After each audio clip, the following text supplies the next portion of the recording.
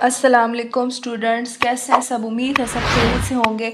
आज का जो हमारा इम्पोर्टेंट टॉपिक है वो है इमेज रिकंस्ट्रक्शन। बट हम इमेज रिकंस्ट्रक्शन से पहले थोड़ा सा इंट्रोडक्शन पढ़ेंगे कि हम इमेज रिकंस्ट्रक्शन तक पहुँचे कैसे।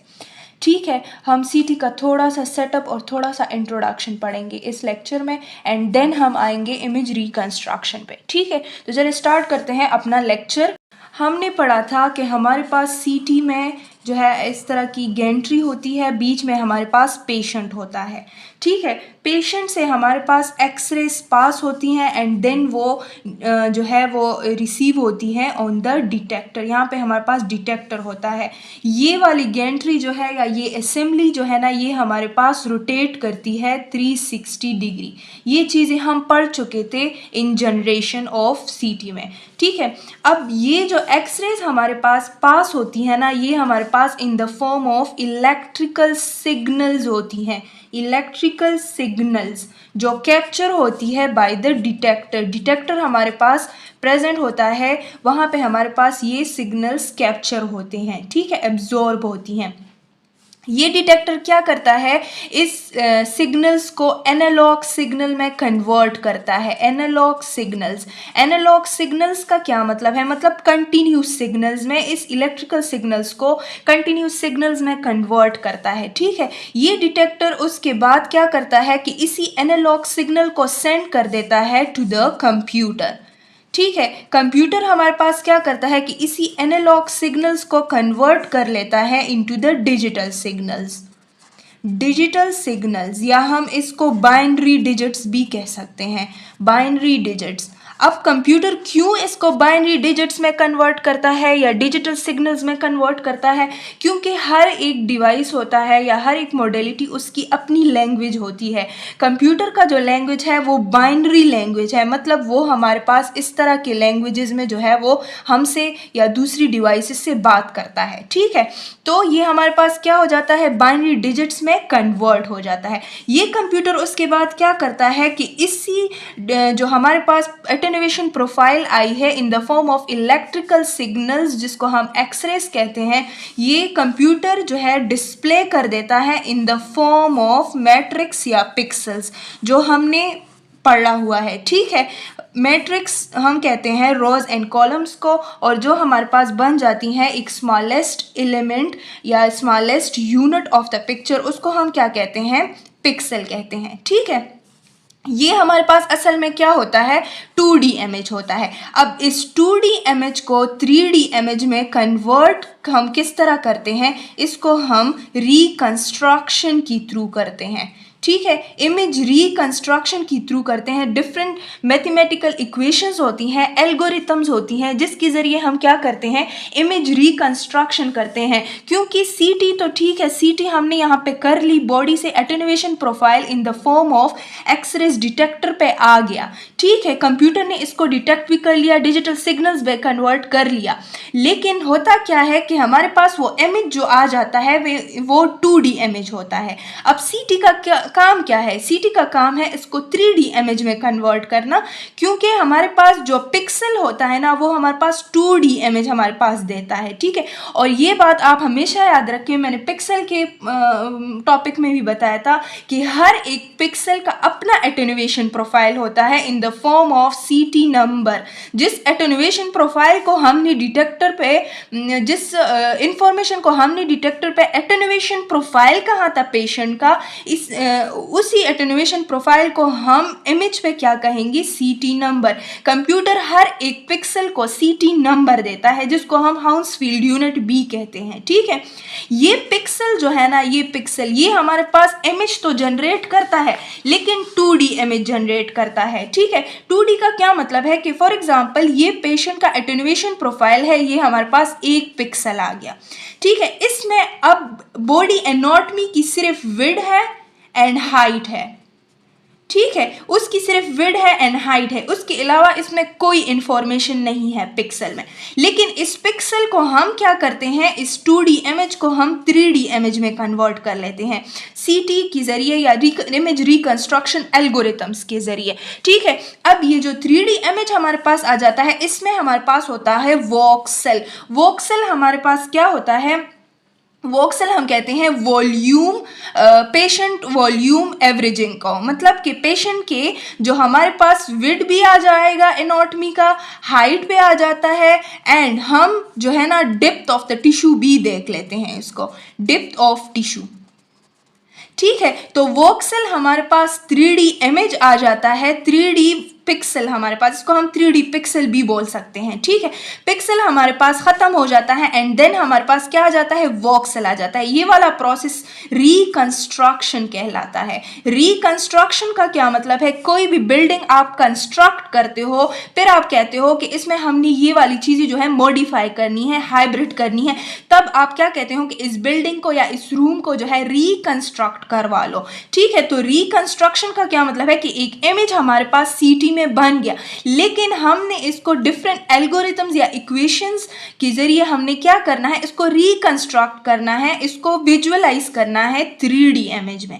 ठीक है, ताकि हमारे पास एवरी एस्पेक्ट से जो है डायग्नोसिस हो जाए। ठीक है, एक्यूरेट डायग्नोसिस हो जाए कि अगर ट्यूमर है, फॉर एग्जांपल ये हमारे पास वोक्सल है, अगर ट्यूमर है तो हम इसको इस साइड से भी देख सकते हैं, इस साइड से भी देख सकते हैं, इस साइड से भी और इस साइड से भी। ठीक है, तो होता क्या है कि इसमें हमारे पास 3D इमेज जो है वो जनरेट हो जाता है।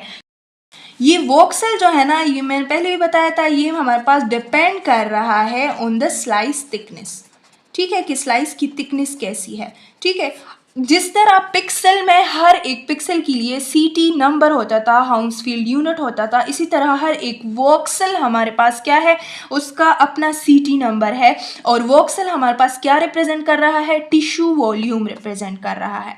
ठीक है, तो ये था हमारे पास रिकंस्ट्रक्शन का फिनोमेना कि 2D इमेज जो है हमारे पास 3D इमेज में थ्रू इमेज रिकंस्ट्रक्शन या थ्रू डिफरेंट एल्गोरिथम्स जो है वो कन्वर्ट होता है। ठीक है, अब जो है ना हमारे पास जो इमेज रिकंस्ट्रक्शन है उस पे आते हैं। इमेज रिकंस्ट्रक्शन इधर तक हमने पढ़ लिया था, वोक्सल तक, पिक्सल तक हम आ गए थे, हमने इमेज फॉर्मेशन कर ली थी। अब हम जान लेते हैं कि इमेज रिकंस्ट्रक्शन होता कैसे है और कौन करता है। इमेज रिकंस्ट्रक्शन असल में करता है कंप्यूटर, इसका असेंबली के साथ कोई काम नहीं है। ठीक है, मतलब पेशेंट के साथ इसका कोई लेना देना नहीं है। ये करता है कौन, computer, with the help of algorithms, with the help of algorithms. और एल्गोरिथम्स हमारे पास क्या होती हैं, डिफरेंट मैथमेटिकल इक्वेशंस होती हैं जो डिफरेंट मैथमेटिकल सॉल्यूशन को सॉल्व करती हैं। ठीक है, हमारे पास इमेज रिकंस्ट्रक्शन में जो एल्गोरिथम्स होती हैं वो मेनली 3 टाइप्स की होती हैं। एक हमारे पास होती है analytical reconstruction, number second iterative reconstruction, and third one is hybrid reconstruction. जो हमारा मेन डोमेन है ना वो हमारा है एनालिटिकल रिकंस्ट्रक्शन। हम थोड़ा सा जो है हाईलाइटेड इस लेक्चर में एनालिटिकल रिकंस्ट्रक्शन पढ़ेंगे, एंड इटरेटिव रिकंस्ट्रक्शन एंड जो हाइब्रिड रिकंस्ट्रक्शन है वो हम आपकी जो दूसरा बुक है जो टेक्नोलॉजिस्ट सीटी फॉर टेक्नोलॉजिस्ट का बुक है उसमें इंशाल्लाह डिटेल में पढ़ेंगे। ठीक है, तो एनालिटिकल रिकंस्ट्रक्शन जो है ना, एनालिटिकल रिकंस्ट्रक्शन, इसमें फिर हमारे पास 3 टाइप्स ऑफ एल्गोरिथम्स आती हैं, 3 टाइप्स ऑफ फिनोमिनाज होती हैं। एक हमारे पास होता है filter back projection, filter back projection. Second है हमारे पास Fourier transformation, and the third one is convolution. तो बारी बारी पढ़ते हैं अपने हर एक टॉपिक को। ठीक है, पहले हमारे पास है filter back projection. Filter back projection हमारे पास क्या होता था कि जब हमारे पास पहले हमारे पास, आप फिल्टर को फिलहाल इग्नोर करो, पहले हमारे पास होता था बैक प्रोजेक्शन। ठीक है, बैक प्रोजेक्शन हमारे पास क्या होता था, हम बैक प्रोजेक्शन कहते हैं कि हमारे पास जो डिटेक्टर पे एटेन्यूएशन प्रोफाइल आ गया है, पेशेंट का जो रॉ डेटा आ गया है, इसको मैट्रिक्स पे, जो हमारे पास मैट्रिक्स या इमेज डिस्प्ले होती है उस पे हमारे पास प्लॉट करना, बैक प्रोजेक्ट करना, इस प्रोसेस को हम, इस रिकंस्ट्रक्शन को हम क्या कहते थे, बैक प्रोजेक्शन कहते थे। ठीक है, लेकिन इसमें हमारे पास क्या हुआ, बैक प्रोजेक्शन में हमारे पास ये हुआ कि स्टार लाइक ब्लरिंग आती थी, स्टार लाइक ब्लरिंग हमारे पास क्रिएट होती थी। तब हमने डिफरेंट फिल्टर्स यूज़ किए। अब ये फिल्टर्स आप ये ना समझे कि ये फिल्टर वो एक्स रे ट्यूब वाले फिल्टर्स है जो हम यूज़ करते थे, जैसे बेरिलियम और एल्यूमिनियम वाले, वो चीज़ें नहीं है। ये कोई फिजिकल अपीयरेंसेस की नहीं है। ये फिल्टर्स हमारे पास एल्गोरिथम्स हैं, डिफरेंट मैथमेटिकल इक्वेशंस है, जिसको हमने अप्लाई किया उस डेटा पे जो हमारे पास डिटेक्टर पे प्रेजेंट होता था, उस पे हमने अप्लाई किया, देन हमने फिर बैक प्रोजेक्शन कर ली। फिल्टर के बाद अप्लाई फिल्टर, उसके बाद हमने फिर बैक प्रोजेक्शन कर ली। ठीक है, तब हमारे पास क्या हुआ, इन फिल्टर्स की वजह से स्टार लाइक ब्लरिंग जो है वो हमारे पास जो है वो रिड्यूस हो गई। ठीक है, फिल्टर बैक प्रोजेक्शन में हम क्या करते थे कि जो हमारे पास इमेज आ जाता था 2D इमेज, 2D इमेज से हम डिफरेंट 3D इमेजेस जो है वो जनरेट करते थे। ठीक है, इस वाले एंगल से हम डिफरेंट इमेज जो है वो ले लेते। फॉर एग्जांपल ये हमारे पास स्कल का व्यू है, 2D व्यू है, इसमें हमारे पास यहाँ पे एक ट्यूमर प्रेजेंट है। इस साइड से जब हम सीटी करते थे तो यहाँ पे हमारे पास अलग एंगल से हमारे पास इमेज आ जाता था। इस साइड से जब हम सीटी करते थे तो डिफरेंट जो है वो इमेज हमारे पास आ जाता था। तब हम ये वाले सारी प्रोजेक्शंस जो है ना, हम इसको जो है वो कंबाइन कर लेते थे, तो हमारे पास क्या आ जाता था, 3D इमेज आ जाता था, जो हमारे पास फुल इंफॉर्मेशन देता था कि ये ट्यूमर हमारे पास कौन सी जगह पे जो है वो लोकेट है। ठीक है, तो ये था हमारे pass filter back projection. Filter back projection में हम क्या किया, हमने दो टाइप्स के फिल्टर यूज़ किए। एक हमारे पास था high pass filter and the second one is low pass filter। High pass filter हमारे पास क्या करता था कि ये हमारे पास क्लियर कट बाउंड्रीज जो है वो जनरेट करता था इस इमेज की। ठीक है, जो इमेज हमने बना ली बैक प्रोजेक्शन से, इस इमेज की क्या करता था, क्लियर कट बाउंड्रीज जनरेट करता था। ठीक है, एंड लो पास फिल्टर क्या करता था, हमारे पास स्मूथ डेटा जो है वो प्रोवाइड करता था हमें। ठीक है, तो फिल्टर बैक प्रोजेक्शन हमारे पास एक ऐसा रिकंस्ट्रक्शन का फिनोमेना था जिसके ज़रिए हमने क्या किया, हमने जो हमारे पास 2D इमेज आ गया ऑन द या एटेन्यूएशन प्रोफाइल आ गया ऑन द डिटेक्टर, उसको हमने प्लॉट किया ऑन द इमेज मैट्रिक्स। ठीक है, फिल्टर्स के साथ, जिसने हमारे पास क्या किया, स्टार लाइक ब्लरिंग रिड्यूस की। ठीक है, चलते हैं अपने सेकंड नंबर रिकंस्ट्रक्शन प्रोसेस पे, जो कि है फोरियर ट्रांसफॉर्मेशन। अगर हम सेकंड नंबर को देखें, फोरियर ट्रांसफॉर्मेशन, तो ये वाला फिनोमिना जो है, ये वाला जो रिकंस्ट्रक्शन का प्रोसेस है, ये हमारे पास मोस्टली MR में यूज़ होता है। ठीक है, MRI में हमारे पास जो रॉ डेटा आ जाता है, रॉ डेटा, ठीक है, रॉ डेटा आ जाता है इन द रिसीवर कॉइल। जो हमारे पास RF पल्सेस होती हैं इन the form of RF pulses, जो रॉ डेटा आ जाता है इन द रिसीवर कॉइल, तो वो हमारे पास क्या होता है, उसको हम कन्वर्ट करते हैं इनटू द फ्रीक्वेंसी डोमेन। ठीक है, ये किस प्रोसेस के ज़रिए होता है, फोरियर ट्रांसफॉर्मेशन के ज़रिए। लेकिन सीटी में हमारे पास इस तरह का कोई वो नहीं होता, कोई फ्रीक्वेंसी डोमेन हम यूज़ नहीं करते। लेकिन होता क्या है कि जो फोरियर ट्रांसफॉर्मेशन है, इसको हम सीटी में दो रीजंस की वजह से यूज़ करते हैं। एक, टू रिड्यूस स्टैटिस्टिकल नॉइस। जो बैक प्रोजेक्शन के लिए जितनी भी हमने स्टैटिस्टिकल एनालिसिस यूज़ किए हैं, जितनी भी मैथमेटिकल इक्वेशन यूज़ किए हैं, उनकी वजह से जो हमारे पास नॉइस क्रिएट हो रहा है, उसको रिड्यूस करने के लिए हम फोरियर ट्रांसफॉर्मेशन यूज़ करते हैं।